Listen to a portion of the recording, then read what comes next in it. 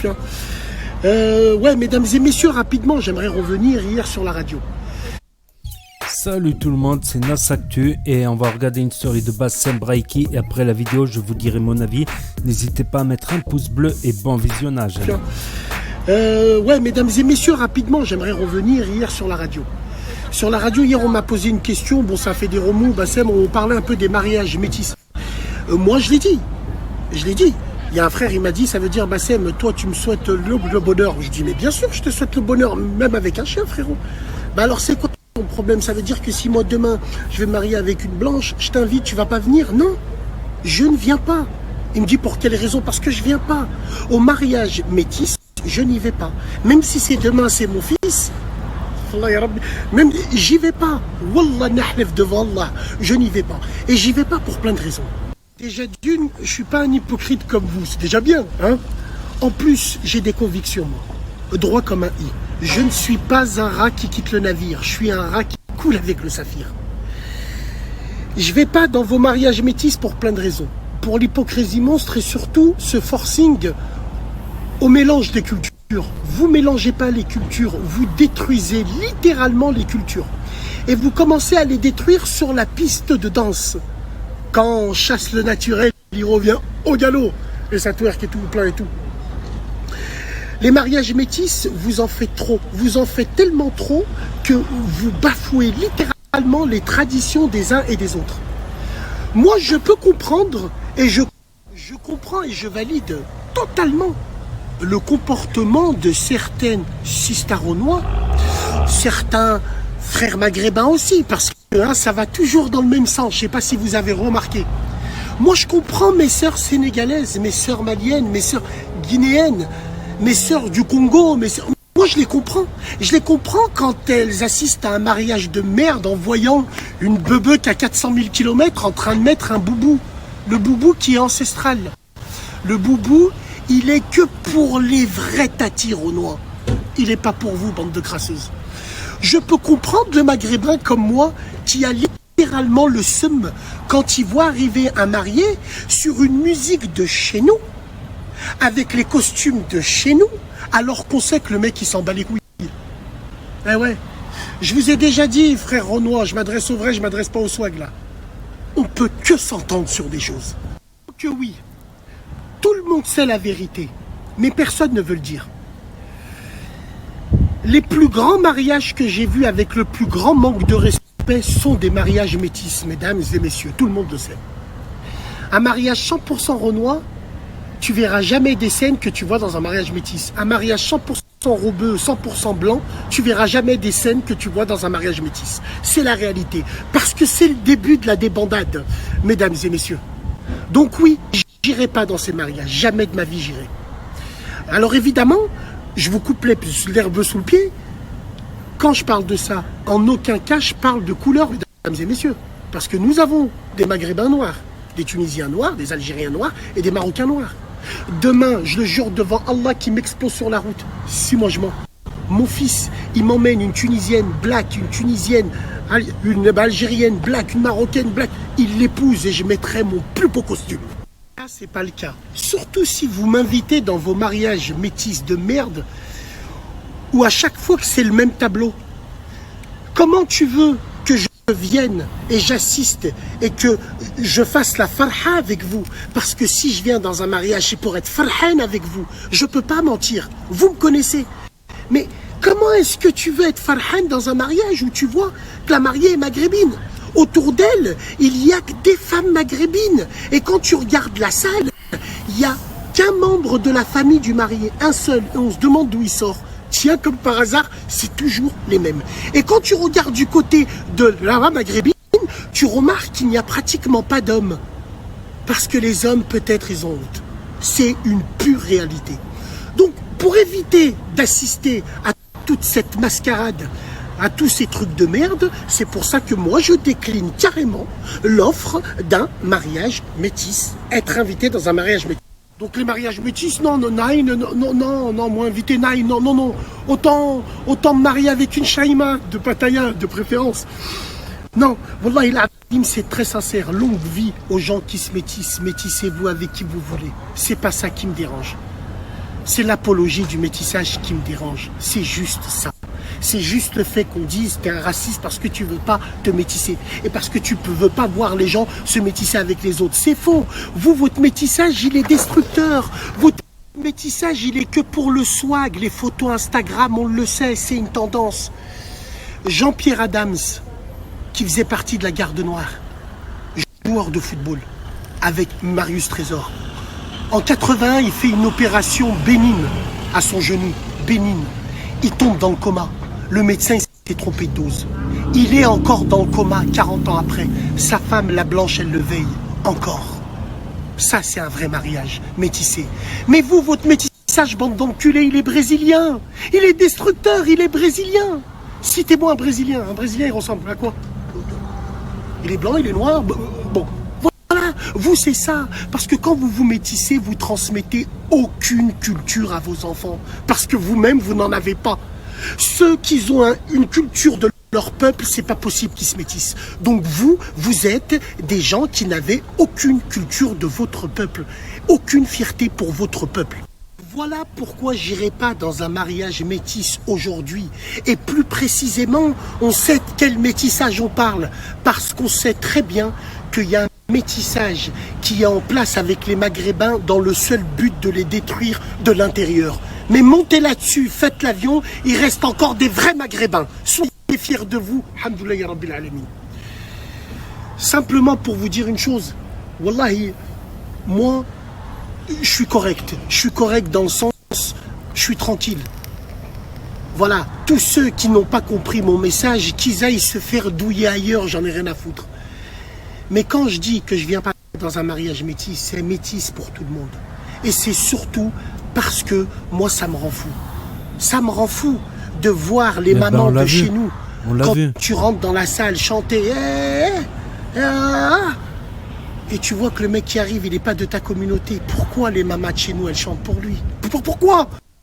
Pourquoi les frères maghrébins, quand il y a un mariage métis avec les maghrébins, c'est toujours les maghrébins qui font le plus dans la salle, dans les traditions au niveau de la bouffe?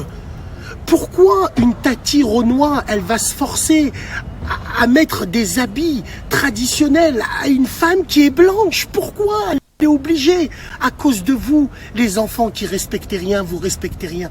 Vous mettez vos parents au pied du mur. Bien sûr, parce que vous savez, pour votre bien, ils ne vont pas vous dire non. Mais ils ont le cœur meurtri. Wallah, ils ont le cœur meurtri. Donc, il faut arrêter avec ça. Et il n'y a aucune haine dedans, qu'on soit bien clair entre nous. Vous me connaissez depuis le temps. Il y a juste du tménique de votre part. Et nous, votre tménique, on le connaît. Sur la tête de ma mère. Donc, c'est pour ça que je n'irai jamais dans un mariage métis. Sinon, métissez-vous, soyez heureux et Rabbi Ma'akoum. Mais n'oubliez pas qu'il y en a qui ne veulent pas se métisser. Et on peut vivre ensemble, bien sûr. Salam. Donc voilà, c'est encore le même sujet au sujet du métissage. Après, c'est vrai qu'il en fait une focalisation, franchement. Il en parle assez souvent. Il en fait une focalisation. Moi, perso, je pense que c'est pas judicieux d'en parler, qu'on soit pour ou qu'on soit contre. Voilà. Après, sinon, sur le fond du problème, c'est vrai que ça facilite pas. Un mariage métis, ça facilite pas, que ce soit au niveau de la famille. C'est pas le plus simple, on va dire. Le plus simple, c'est de se marier avec une fille de sa communauté. C'est le plus simple. Voilà, les parents, ils ont le même délire, ils sont tout ça. Même au bled, franchement, ça se mariait même entre tribus. Même au-delà de la tribu, entre villages, pas avec le village d'à côté. Parce que c'est, voilà, quand il y a un mariage, il y a aussi les parents. Ça leur fait la belle famille, ça leur fait des amis qu'ils invitent, tout ça. Donc, faut qu'il y ait... voilà, que quand les familles se rencontrent, voilà, que ce qui n'est pas un blanc, qui n'ait rien à se dire. C'est vrai que c'est plus délicat. Après, il y a des familles qui s'adaptent plus. Après, moi, ce que j'ai remarqué, c'est que les seuls mariages métis qui marchaient bien, j'ai remarqué, je parlerai de moi aussi, les seuls mariages métis qui ont bien marché, C'est des gens qui ont un profond respect pour le pays de leur concubin ou de leur concubine. Un profond respect, et c'est des gens en général modestes. Ils sont fiers, mais leur fierté, elle reste modeste. Ils n'ont pas une fierté débordante, un nationalisme. Voilà. Ils ont pas. Ils sont plutôt modestes, plutôt. Voilà, c'est des choses sincères. C'est des choses sincères qui ont duré dans le temps. On le voit au bout de 10 ans, 20 ans, voire 30 ans pour les plus anciens couples. Mais c'est pas la majorité qui marche. Moi, en général, les couples avec qui j'ai été le plus longtemps, moi, personnellement, c'est avec des filles du Maghreb avec qui je suis resté le plus longtemps. Les couples qui ont marché, voilà, plus de quelques temps, voilà. En général, c'était des Maghrébines. Je suis sorti avec des Françaises, mais je sais pas pourquoi ça n'a pas marché. Ça a pas trop marché, voilà. Après, moi, je suis pas, comment dire, je suis pas comme Bassem, on va dire. Bassem, lui, il est radical à ce sujet-là. Il est radical. Ça me fait penser aux tribus, voilà, aux familles tribales, voilà, qui veulent même pas qu'ils se marient avec une tribu qui a la même religion, qui a la même nationalité, d'une tribu à l'autre. Que ce soit une tribu Chaoui, une tribu Souss du Maroc, c'est les Chleuh, les Amazirs, les Rifi, les ceci, les cela. Moi, je suis pas. Voilà, moi, je pense que l'idéal, c'est avec une fille de sa communauté, mais il peut y avoir des exceptions, mais ça reste des exceptions. Voilà, c'est pas une majorité, on va dire. Ça reste pas une majorité. Et après, moi, ce que je reproche un peu à Bassem aussi, c'est d'être un peu dur sur les mots par rapport aux enfants. Moi, je connais des enfants métis qui ont grandi, leur mère elle est française, leur père il est maghrébin, ou vice-versa, mais ils se sentent vraiment maghrébins. Ils se sentent aussi français. Voilà, ils ont un profond respect pour la France et pour le Maghreb. Ils ont un profond respect dans les deux sens. C'est... Voilà, après moi je pense, c'est que mon avis personnel, c'est pas judicieux d'en parler tout le temps. C'est vrai qu'il y a des trucs swag, c'est vrai même qu'il y a des, disons-le clairement, qu'il y a même des prostituées du bled qui viennent en France et qui se la jouent cette nitouche. Je pense que c'est ça qui parle là, les 4000 km, les 400 000 kilomètres. Ça existe, ça existe. Je le sais. Il y a des femmes qui étaient prostituées au bled qui parlaient même pas un mot français. Elles sont arrivées en France, elles ont appris le français, elles se la jouent cette nitouche, ceci, cela. Mais le vice, il revient toujours tôt ou tard. Tôt ou tard, le vice, il reviendra toujours. Donc ça, oui, ça... Après, voilà, comme on a dit, c'est des exceptions, on va dire. Il y a des exceptions. Pour mon sens, il y a des mariages métis sincères. On le voit avec les années, quand on voit des couples qui sont ensemble 10 ans, 15 ans, 20 ans, ça ne peut être que sincère. Ils sont toujours ensemble, malgré les différences, avec un profond respect de la communauté de l'un et de l'autre. Voilà. Mais moi, c'est mon point de vue personnel. Après, tu auras toujours, comme les Turcs, qui diront, ouais, nous les Turcs, on se mélange pas. J'ai même entendu un Brésilien, il dit, personne touchera une Brésilienne. Les Brésiliennes sont que aux Brésiliens. Les Tchétchènes, pareil. Les Tchétchènes aux Tchétchènes. J'ai même entendu des Roms, des Tziganes. Des Tziganes, pour eux, Tzigane, c'est la race. C'est la meilleure race pour eux, c'est la meilleure musique, c'est la meilleure bouffe. Tous les autres, français, arabes ou autres, on est des goy, quoi. Pour eux, on leur plaît pas forcément. Ça, je suis resté étonné. C'est une Roumaine qui m'en a parlé, qui me l'a expliqué. Une Roumaine, c'est pas une Roumaine zigane, c'est pas une Rome. Mais on parlait des Roms et elle me disait qu'il y a même un racisme des Roms. Les Roms, ils n'aiment pas ce qui n'est pas Rome. Les Tziganes, par exemple. C'est comme un gitan. Les gitans, en général, ils ne se mélangent pas aussi. Ils restent entre gitans. C'est très rare. Ils gardent leur culture du voyage, tout ça. Même certains, ils ont même acheté la villa. Ben dans la villa, tu sais quoi, il y a une caravane et tu les trouves dans la caravane. Je te jure, ils ont acheté une villa blèche pour rien. Tu les trouves, ils sont dans la caravane. Ma parole, en parlant des communautés. Je te jure, tu te dis merde, tu vas sonner, ça sert à rien de sonner. Tu vas directement dans la caravane, tu les trouves là-dedans. Je sais pas, ils aiment ça, ils aiment le voyage, ça leur rappelle le voyage quand ils sont dans leur caravane. C'est comme ça, chacun sa culture, c'est voilà que quelqu'un de sédentaire ne supporterait peut-être pas de vivre dans une caravane. Que ce soit une noire, un rebeu peut-être ne supporterait pas de vivre dans des caravanes. Des gens des caravanes ne supporteront pas de vivre dans une maison enfermée. Ils ont besoin du voyage, de découvrir, de l'aventure. C'est comme ça. C'est comme ça tout simplement. Donc moi je pense que c'est pas un sujet qu'il faut remettre constamment sur la table, même si c'est clair que ça fait des vues. C'est clair. Pour moi il y a des cas particuliers, il y a des petites exceptions.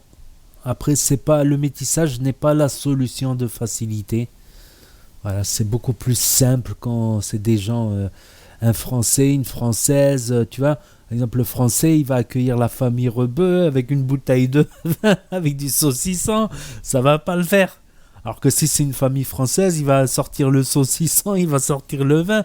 Les deux familles seront contentes. Ils ont trop de points communs, des sujets de conversation communs.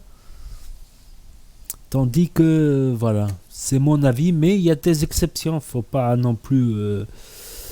faut pas blâmer les exceptions sincères. Voilà, pas le swagisme, pas le métissage swag, comme il dit Bassem.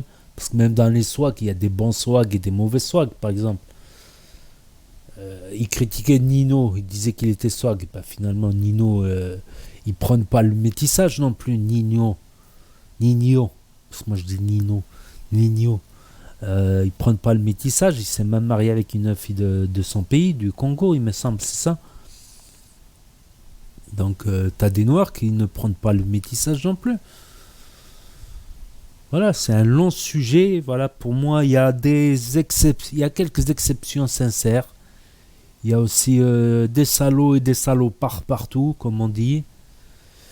T'as aussi, comme j'ai dit, le cas de ces prostituées ou ex-prostituées qui se la jouent sainte ni touche par la suite après. Voilà, qui veulent tout essayer peut-être, je sais pas. Ou qui veulent trouver un pigeon qui a de l'argent. Voilà, pigeonner quelqu'un, ça c'est pas sincère. C'est pire que le swagisme, on va dire. C'est vraiment se faire avoir par des prostituées qui cachent leur passé pour profiter, faire un mariage et voir un divorce après, récupérer des biens, voilà, pour la monnaie, pour l'argent. Il y a de tout, de toute manière, il y a de tout, mais voilà, c'est pas la solution la plus simple, le métissage. C'est pas forcément la solution idéale pour les familles, tout ça. Ça facilite pas tant que ça. Il y a des exceptions qui ont marché, je le vois de mes yeux. Il y a des exceptions qui ont marché, comme j'ai dit. C'est des cas assez particuliers, voilà, qu'ils avaient déjà, avant ça, ils avaient déjà un profond respect pour le pays. Voilà, un profond respect, un vrai respect, pas un semi-respect, pas un respect hypocrite. C'était quelque chose de vrai. Voilà, qu'ils aiment son pays, mais pour de vrai, pas de manière hypocrite. Donc n'hésitez pas à me dire ce que vous en pensez, à mettre un pouce bleu, à vous abonner, à cliquer sur la cloche. Et je vous dis à très bientôt pour de nouvelles vidéos. Merci d'avoir regardé.